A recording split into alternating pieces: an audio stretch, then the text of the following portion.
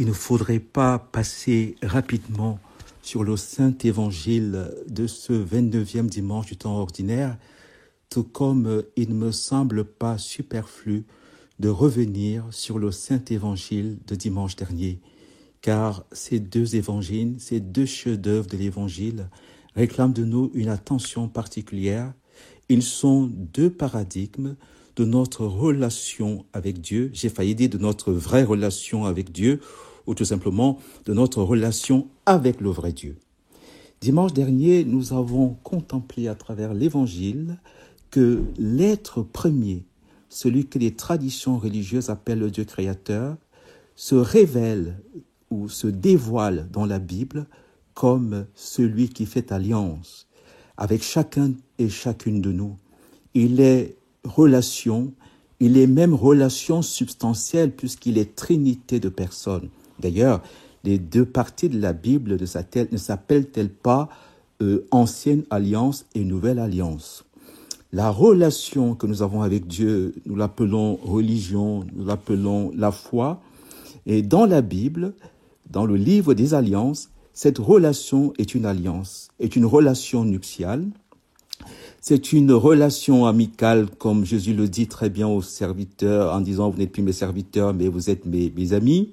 C'est une relation sponsale, c'est une relation conjugale. Et cela à travers toute la Bible, de la Genèse à l'Apocalypse. Dès l'Apocalypse, Dieu dit « Faisons l'homme à notre image, selon notre ressemblance ».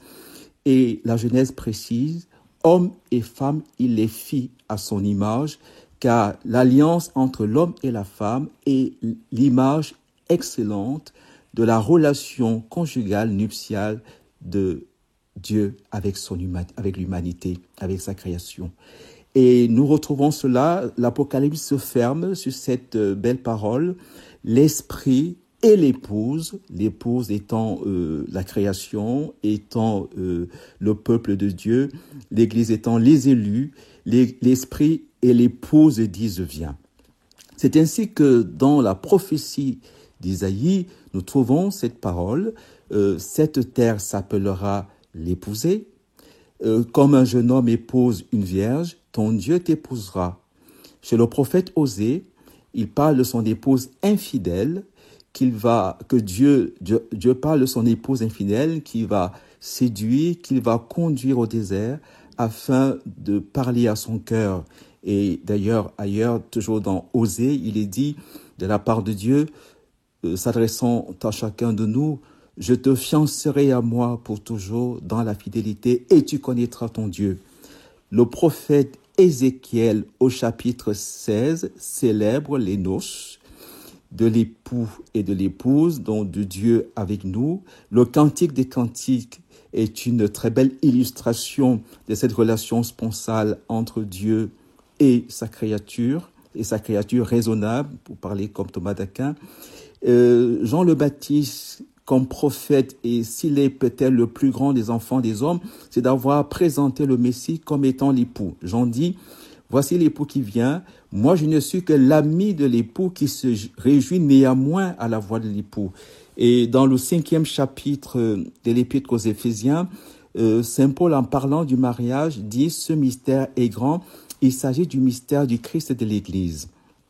Et le livre de l'Apocalypse, qui conclut la Bible, n'est qu'une célébration, un chant nuptial, car il est ponctué par cette belle phrase. Elles sont venues, voici, elles sont venues, les noces de l'agneau, et son épouse a revêtu sa parure.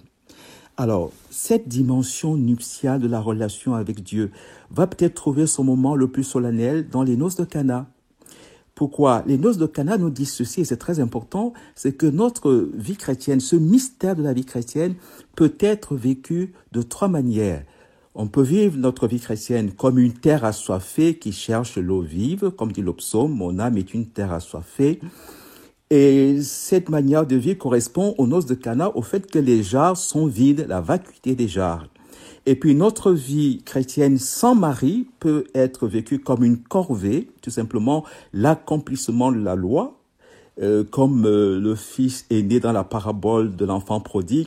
Voici tant d'années que je suis à ton service et je n'ai jamais désobéi à aucun de tes commandements.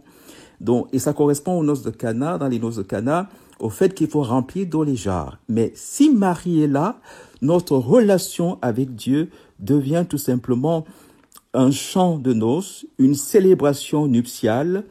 Et cette célébration nuptiale est le paradigme de toute la Bible. C'est pour cela que Marie, qui est présente aux noces de Cana, nous est également donnée à la croix, au pied de la croix, pour que nous puissions accueillir la grâce chrétienne comme une grâce nuptiale. Elle est donc chargée de nous revêtir de l'habit des noces, comme l'a fait Rebecca pour son fils. Rebecca a revêtu le fils cadet des vêtements du fils aîné, et c'est bien ce que Marie fait pour nous, pour que nous puissions accueillir le mystère de l'Église, c'est le plus important, le mystère de l'Église, comme notre mère, car l'Église est l'épouse de Dieu. Cyprien de Carthage dit « Nul ne peut avoir Dieu pour père s'il n'a l'Église pour mère ». Saint Augustin ajoute « Nul ne peut compter sur la grâce de Dieu son Père s'il n'a l'Église pour mère ». Alors, avec Marie, on se rend donc compte que le sommet de la relation avec Dieu, qui est une relation nuptiale, car Marie est pleine de grâce, le vêtement étant donc cette plénitude de la grâce, et au sommet de la loi dans son sommet, n'est rien d'autre que la légalisation de l'union, de l'alliance, la ratification de l'alliance nuptiale dans le sang du Fils de Dieu avec sa créature. Heureux les invités au festin des noces de l'agneau. Ce dimanche, l'évangile que nous lisons est très connu. Rendez à César ce qui est à César et à Dieu ce qui est à Dieu. Cette parole très énigmatique de Jésus, très mystérieuse, a servi pour justifier la séparation de l'Église et de l'État, pour justifier la séparation de la religion de la politique, ou du religieux et du politique. C'est sur elle qu'on s'est également adossé pour décapiter la dimension spirituelle, la dimension métaphysique de l'homme. Et pourtant, cet évangile, qui est un grand mystère, est un vrai paradigme de la Lectio Divina. Alors, c'est quoi la Lectio Divina? La Lectio Divina, c'est exactement ce que nous dit le livre de la sagesse. La beauté et la grandeur des créatures nous font par analogie contempler leur auteur. Et je vous rappelle en passant que Eti Ilzoum, cette juive très, très contemplative, qui est morte dans les camps de concentration, nous a laissé la plus belle définition de la Lectio Divina. Car tout évangile, toute parole de Dieu réclame une Lectio Divina, réclame une lecture qui soit adéquate au mystère. Alors, Eti Ilzoum disait que la Lectio Divina n'est pas seulement le fait de lire, car Lectio c'est l'action de lire, mais la Lectio Divina est d'abord une écoute. Et cette écoute correspond au premier commandement, écoute Israël. Elle précise qu'il s'agit au point de départ d'écouter Dieu, mais au final, il s'agit d'écouter Dieu qui s'écoute en nous. Comme dit le psaume, par ta lumière, nous voyons la lumière. En écoutant Dieu qui s'écoute en nous, il y a de fortes chances de ne pas diminuer le mystère. Et c'est bien ce que notre maître en théologie, en Lectio Divina, nous rappelle en disant ceci dans la Somme théologique, ça y est, de Thomas d'Aquin. Il dit que toute parole de Dieu, qui est une science, correspond à la science sacrée. Or, la science sacrée, dans la science sacrée, dit Thomas d'Aquin, tout ne se traite qu'au point de vue de Dieu. C'est très important. Soit que l'objet envisagé se confonde avec Dieu lui-même, soit qu'il se rapporte à Dieu comme principe ou à Dieu comme fin. On retrouve là Dieu l'alpha et l'oméga. D'où il suit que Dieu est vraiment le sujet de cette science. Toute parole de Dieu me ramène à Dieu, me révèle, me dévoile le mystère de Dieu. Bien sûr qu'elle présuppose, comme le rappelle Saint Pape dans Fides et Ratio, que la foi présuppose l'intelligence et la grâce présuppose la nature et ne la détruit pas. Le pape précise que la foi réclame que son objet soit compris par l'intelligence et que l'intelligence, au sommet de sa recherche, admet comme nécessaire ce que lui propose la foi.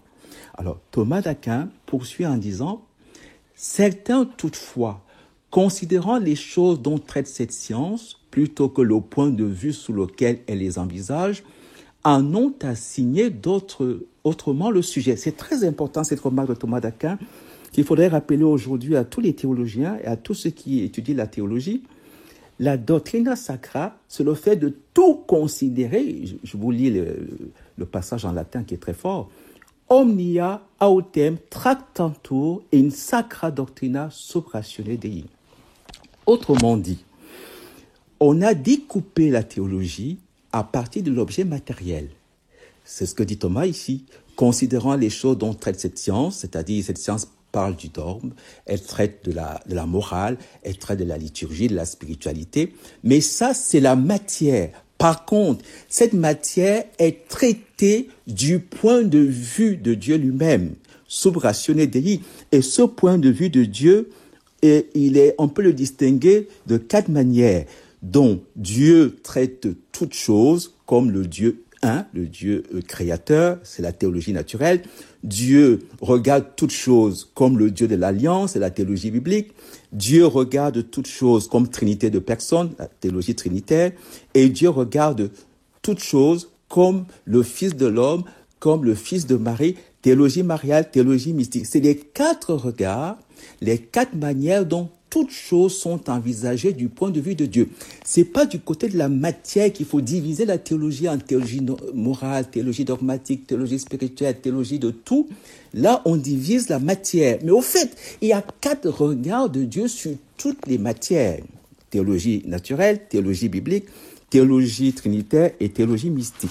Alors, que fait Jésus dans cet évangile? Jésus va être le grand pédagogue de l'analogie. Et l'analogie, c'est quoi? C'est le passage d'une réalité connue par nous à une réalité que Jésus seul connaît et qui veut nous faire connaître à travers la réalité que nous connaissons. Exemple, détruisez ce temple que vous connaissez et en 3 jours je le rebâtirai. Le temple dont il parlait, c'était son corps. Qu'est-ce qu'il fait dans cet évangile? Il va partir chaque fois avec nous, il va nous faire passer d'une réalité que nous connaissons, à l'être d'une réalité que nous connaissons, à l'être d'une réalité que lui connaît et qui veut nous faire connaître. On va donc privilégier ce qu'on a appelé la démonstration QIA, la démonstration des effets qui nous font remonter à la cause. Alors, regardez l'évangile. Montrez-moi la pièce de monnaie. On lui montre la pièce de monnaie. Réalité connue, la pièce de monnaie à l'effigie de César. Cette pièce de monnaie est à César parce qu'elle porte l'effigie de César. Maintenant, regardez César, de qui porte-t-il l'effigie? César porte l'effigie de Dieu, dont César est à Dieu. La monnaie est à César, César est à Dieu. Et ce n'est pas fini. C'est que Dieu s'est fait homme, donc Dieu s'est fait à l'image de César. Donc Dieu à l'image de César et dont Dieu est à César. Jésus peut donc dire, il voudrait nous dire, et c'est la grande mission de la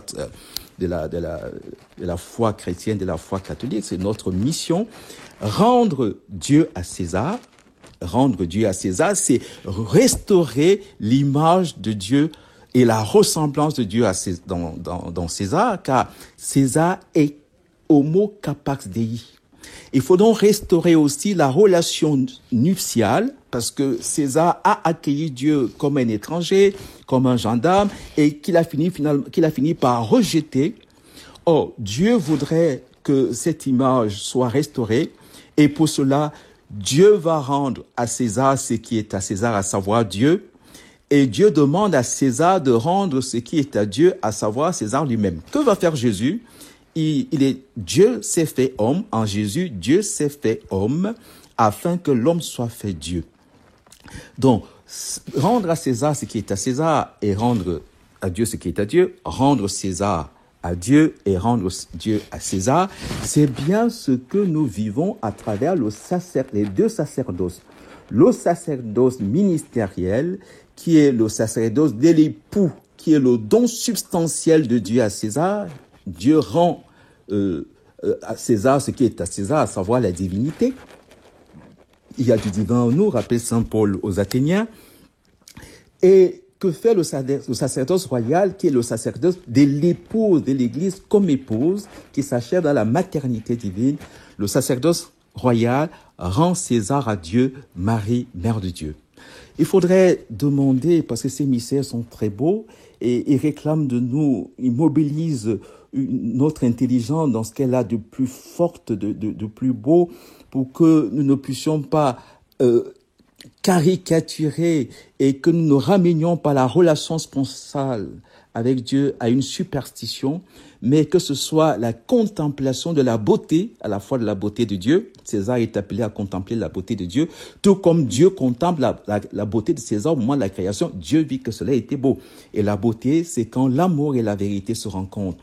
Donc, nous sommes appelés à rendre à César, à rendre Dieu à César, et à rendre César à Dieu par la contemplation de la beauté de Dieu et de la beauté de César, et pour retrouver la relation sponsale de l'époux, de celui qui est Dieu, l'époux de l'humanité, avec l'humanité qu'il a aimée, pour laquelle il s'est livré afin de la sanctifier.